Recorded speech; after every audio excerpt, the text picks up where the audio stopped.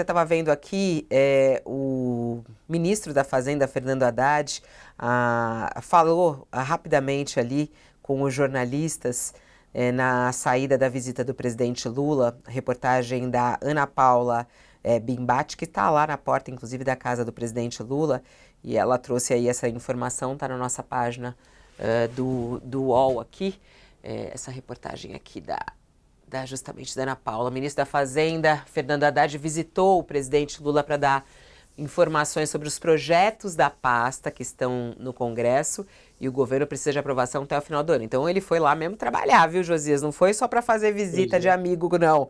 Ele foi para trabalhar mesmo. E o Lula fez um apelo para que as medidas não sejam desidratadas, foi o que disse o ministro Haddad. O ministro afirmou que deixou o presidente a par da reforma tributária, do pacote do corte de gastos. O presidente ficou à disposição para negociar com os líderes da bancada. Haddad afirmou que Lula pediu um quadro detalhado para evitar o que chamou de desidratação nos meios fiscais. Disse Haddad, nós temos aí um conjunto de medidas que garantem a robustez do arcabouço fiscal. Nós estamos muito convencidos de que vamos continuar cumprindo as metas fiscais nos próximos anos. E aí, ele dizendo que o presidente Lula estava muito bem e, inclusive, pedindo ali para que ele atue e, se necessário, o chamar em campo. Estamos de volta aqui com quem estava conosco na TV e quem vai chegando agora conosco aqui também, que tem mais informações sobre a residência onde está o presidente Lula, é a nossa repórter Adriana Negreiros, que vem acompanhando aí toda a atuação de Janja, principalmente nesse cuidado com o presidente Lula. O presidente Lula, em entrevista ontem ao programa Fantástico, ele deu uma declaração que eu achei interessante sobre a Janja. Ele disse o seguinte, olha, eu vou me cuidar bastante. Eu tenho muita responsabilidade, disse ele, né? Eu tenho muita disciplina, disse o Lula. Eu vou me cuidar, mas eu também tenho a Janja. E a Janja é uma fiscal, você sabe que a Janja, ela me fiscaliza. A Janja é aquele juiz que a gente chama na TV, que é o VAR. Ela que sabe, me obriga a andar na linha, ela me obriga a fazer tudo que tem que fazer. Isso mesmo, ela me obriga, inclusive, a descansar. E é isso mesmo que a Adriana apura, né, Adri? Bom dia, boa tarde já, seja bem-vinda aqui ao nosso All News mais uma vez. Boa tarde, querida Fabiola, Josias, Thales. Realmente, Fabiola, isso é algo que a gente escuta muito sobre a Janja, que ela tem um papel de cuidado extremo com o presidente da República, um papel ali de fiscalização, né? Regula o horário em que ele almoça, né? Faz questão que ele tenha uma pausa depois do almoço, antes de voltar para o Palácio. Enfim, ela toma essa série de cuidados ali com o presidente. Agora, eu ouvi, né, hoje, comentando com pessoas próximas ao Lula, que na entrevista que o Lula deu ontem ao Fantástico, ele parecia muito bem, né, muito vigoroso. E há quem tema que esse excesso de confiança do presidente Lula em relação à própria saúde acabe por ser muito perigoso, né, porque, de fato, ele tem que tomar uma série de cuidados pós-operatórios, né?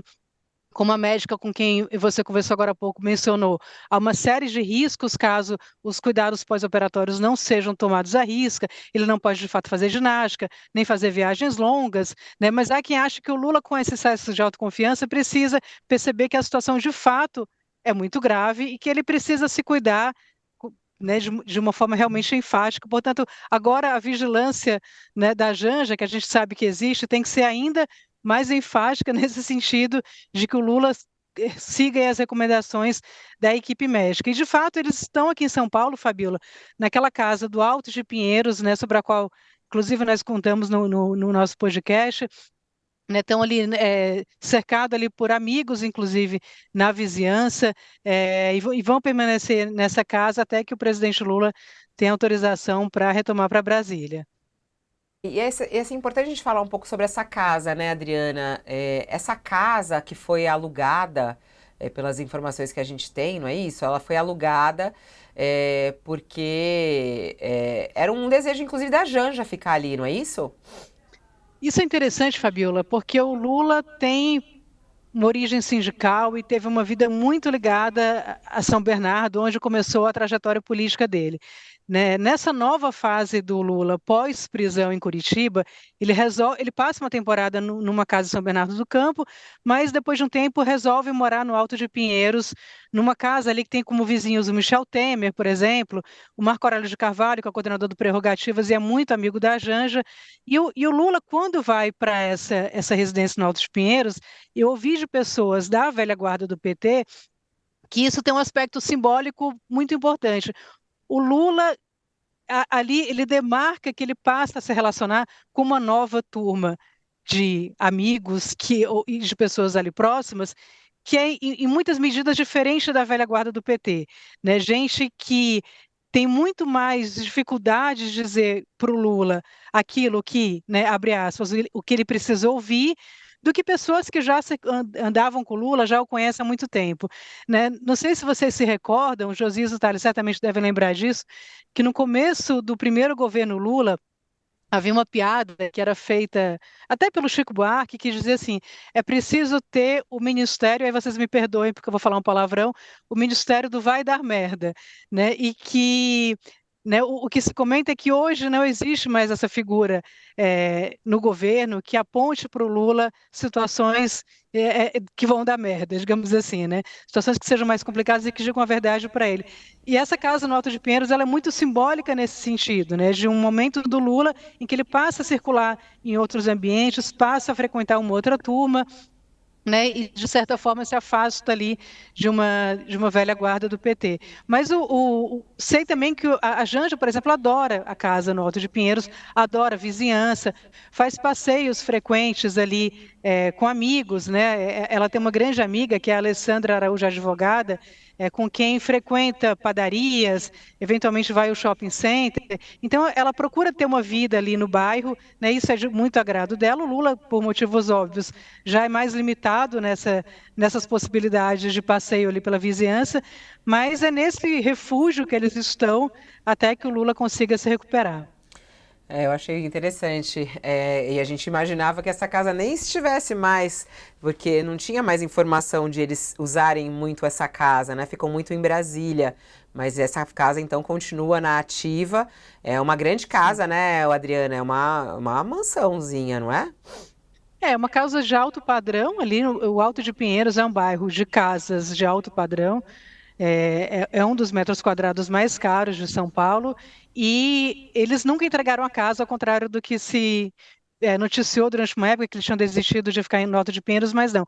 A casa esteve ativa, permanece ativa, e é lá que eles estão agora, nesse momento, né, de recuperação do presidente Lula. Um lugar muito agradável, né, é um bairro muito arborizado, para quem não é aqui de São Paulo, é, muito bem localizado, né, com serviços e uma série de comodidades, né, típicas de um bairro de alto padrão, e eles realmente não, em nenhum momento, entregaram a casa, ao contrário do que se pensava. Quem tá curioso aí para saber sobre o quarto episódio do podcast Janja, vem aí amanhã. E aí é muito interessante que esse quarto episódio, vamos aproveitar para fazer a nossa publi aqui, Dri. Amanhã sai o Opa! quarto episódio do podcast Janja. Nossa, tem tanta gente me mandando mensagem, falando, nossa, eu tô ansiosa para ouvir, tô ansioso para ouvir o quarto episódio. O quarto episódio traz aí as curiosidades sobre quem foi Rosângela, né? Hoje a gente fala Janja e o quarto episódio foca na Rosângela. Muita gente não sabe, mas Rosângela, por exemplo, já foi casada, né, Adriana? Exatamente, Fabiola. Esse é o episódio que a gente cumpre a promessa feita no começo do podcast de dizer quem foi Rosângela. Rosângela, de fato, teve uma trajetória muito ligada ao PT. Era uma militante muito mais dos bastidores do que alguém que ficasse ali no fronte da militância. Era uma mulher que, em determinado momento da carreira, passou sim a se envolver com questões relacionadas à igualdade de gênero, mas muito mais nos bastidores do que propriamente numa vanguarda ali, seja da militância petista, seja da militância feminista. E ela teve uma trajetória antes do pessoal antes do Lula, que é de pouco conhecimento, né, e que é importante que a gente conte, porque ela é uma figura pública, Então, a Janja foi casada, teve um primeiro companheiro, né, foi um casamento união estável, não foi um casamento formalizado, com um historiador chamado Marco Aurélio Monteiro de Pereira. Teve um relacionamento que durou ali cerca de 6 anos, ainda no Paraná. Ele era um homem mais velho do que a Janja, até algumas similaridades, digamos assim. Era uma liderança no PT conhecida ali no Paraná, especialmente em Ponta Grossa, no interior do estado onde eles moraram durante o tempo, e a Janja ficava um pouco ali na sombra daquele então companheiro, né? E a partir dessas relações que ela construiu também muito ali com o Marco Aurélio em Ponta Grossa, ela conseguiu trabalhar na campanha política de um candidato a deputado em Ponta Grossa, depois conseguiu um trabalho, né, no gabinete desse deputado quando ele foi eleito, e a partir dali ela seguiu uma trajetória profissional muito vinculada ao Partido dos Trabalhadores. Houve momentos em que ela se desvinculou, como quando ela trabalhou numa empreiteira, mas depois ela foi, por exemplo, para Itaipu por indicação do Jorge Samek, que era um ex-vereador do PT, eleito pelo PMDB, mas que depois acabou migrando para o PT, e assim seguiu uma trajetória muito ligada mesmo ali ao Partido dos Trabalhadores. E a gente vai contar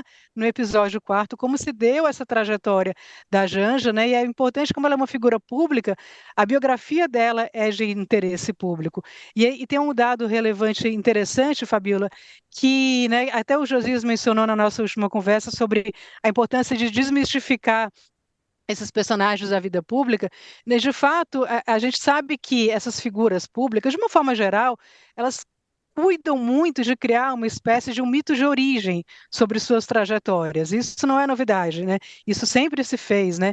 Não querendo comparar aqui Janja, por exemplo, a Getúlio Vargas, mas o Getúlio Vargas é um caso clássico de alguém que construiu um mito de origem ali no Estado Novo, quando ele patrocinou biografias a respeito dele, em que o retratavam como uma pessoa predestinada desde sempre a ocupar a presidência da República, né? Claro, volto a repetir, sem comparar as duas figuras, mas no caso da Janja, há uma preocupação também de criar uma certa narrativa, né, usando essa palavra que tão utilizada, em relação ao passado dela. Então, mas o fato é que a Janja era uma militante, mas uma militante que não estivesse na vanguarda, né, do partido. Também era uma mulher preocupada com a equidade de gênero, mas não era alguém que estivesse ali na linha de frente, enfrentando resistências.